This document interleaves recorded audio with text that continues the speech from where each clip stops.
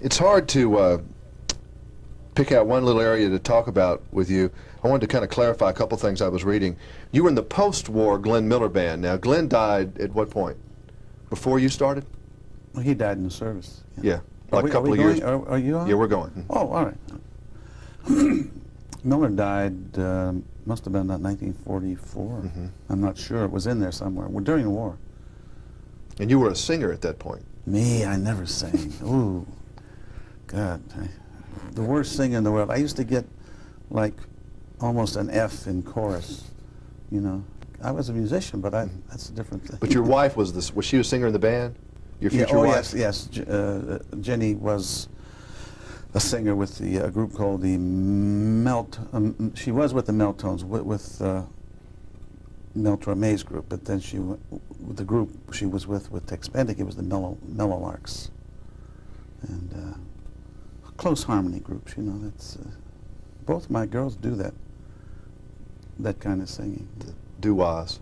No, it's before doo-wahs. No, it's well, you know, like the Manhattan Transfer do it now. That's the kind of stuff. My daughter Monica's going into the Los Angeles production of City of Angels, so we're happy about that. Wow, musical family then. Yeah. Was it a little tough for you being in a steel town when you grew up playing the piccolo and being a musician? I didn't know any better. I knew that I was a little different, you know, because I played the piccolo. I played the band. I used to piccolo in the band. There was flute in the band, and I started playing piano. And I used to play all of the weddings: Lithuanian, Polish, Croatian, Italian, Greek. All of those weddings I used to play, and with no music. You know, we used to go out and play. They call them gigs now, but we used to call them jobs, $2 and $3 a night. You know, and used to go out and play those. Knew all the tunes. I still know. I could probably do the same thing now if I had to. Do you remember actually your first composition that was an original one? And did it ever appear in anything? No, I wrote a piece. I was about that time. There was these big piano pieces, the Stairway to the Stars, and these kind of quote pianistic tone poems. And I wrote one. I can't find it anymore. Called Manhattan Moods. I thought it was really something. You know, piano solo with all of the nice chords in it. I mean, were you one of these kids growing up that listened to the radio a lot late at night trying to get input into music that you wanted to hear? Did you go around listening to people play, or what was really getting you excited? Radio was the total, was your total outlet. Either you heard them on the radio, or if you heard the music on the radio, you know, or the big bands were in vogue when I was a kid. We're talking about 30s, really, up until 41 when I left. 42 when I went to the service. But the big bands were in vogue, and the only place you could hear them was on the radio.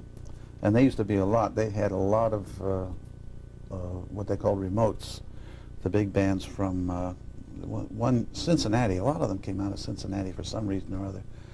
And Glen Island Casino and the Meadowbrook in New Jersey.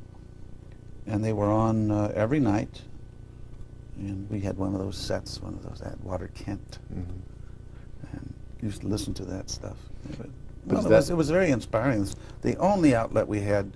Movies, you know, I went to the movies once a week, but the thing that was the real communicator in those days was radio.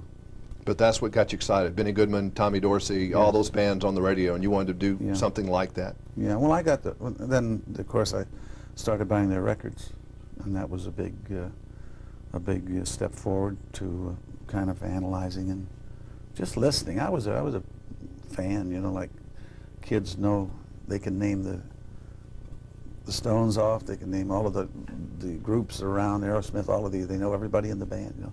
I used to know everybody in those bands, except that they had a lot more people in the bands, and I used to know who the third alto man was and the fourth trumpet, things like that.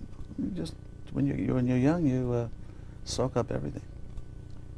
Were you a real, I mean, obviously you had to be a very fertile composer if when you first went to work for Universal. I mean, you just basically went to work and did 9 to 5 cranking out music pretty much, right? That's right. It was 9 to 5. I used to drive in. We had a house in Northridge then, it's just in the San Fernando Valley, way up in the northern part of it. And I used to drive into Universal Studios, which is just on the edge of the valley. About a 45-minute ride each way. And put in my... We didn't have to punch in, though, you know. After all, we were musicians. But basically, it was cranking it out, pretty much, right? Yeah, well, it was...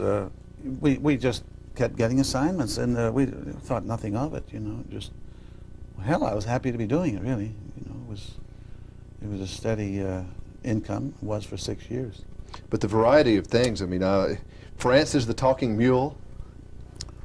Well, we had Francis and Bonzo and Mom Pa Kettle and all of the creature pictures. You know, we have an album out now, the Mancini and Surround, with my Mancini Pops Orchestra, and I did a suite of all of music from It Came From Outer Space, Tarantula, and Creature from the Black Lagoon, and that was a lot of fun. And that's the stuff, the kind of thing I did. But then I would go from there to the Glenn Miller story, which was a good picture, and Benny Goodman's story, which was a kind of good picture, and then Touch of Evil. I was all over the place, all over the place. And I guess that was exciting, really, for a young man, because the variety of work was so great. Yeah, no, it was the best apprenticeship I could have had. I still fall back on, on all of the basic, my work habits and everything were formed in those days, and I still work, with the exception of maybe some electronics that have come along since that time. I still work the same way.